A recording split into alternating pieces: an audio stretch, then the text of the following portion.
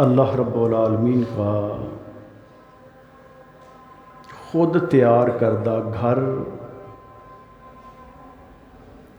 جو اللہ رب العالمین نے اپنے ہاتھ سے بنائے ہوئے اپنے بندے آدم کے لیے تیار کیا،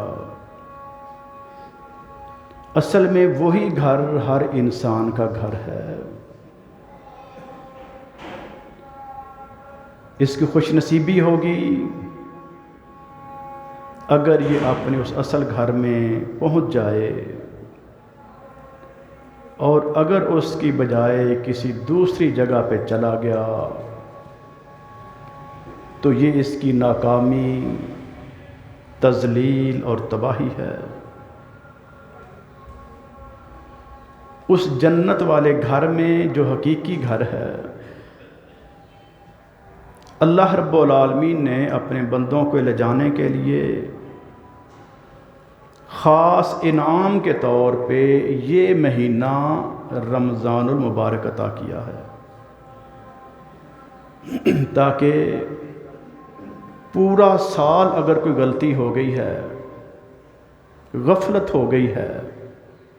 سستی کوتاہی ہو گئی ہے، حتیٰ کہ یہ نمازیں نہیں پڑھتا تھا، سابقہ زندگی میں کبھی روزے نہیں رکھے، جرائم بے شمار ہیں، غلطیاں بہت زیادہ ہیں، گناہ بہت زیادہ کیے ہیں، ساری زندگی ایک طرف اور یہ گزرنے والے ایام ایک طرف۔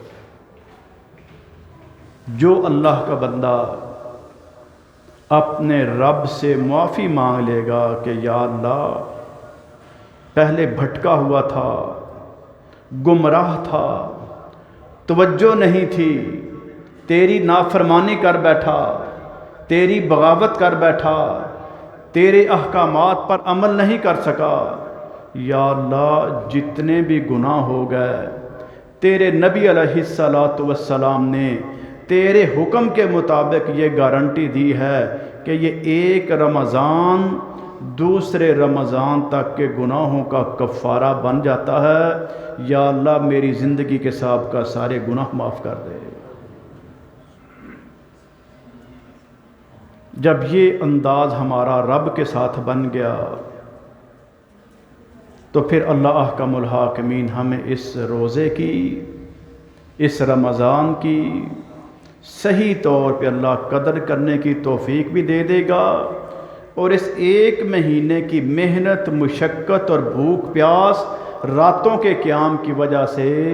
اللہ رب العالمین ایسا عظیم گھر عطا کر دے گا کہ دنیا کے کسی دماغ میں وہ آ ہی نہیں سکتا۔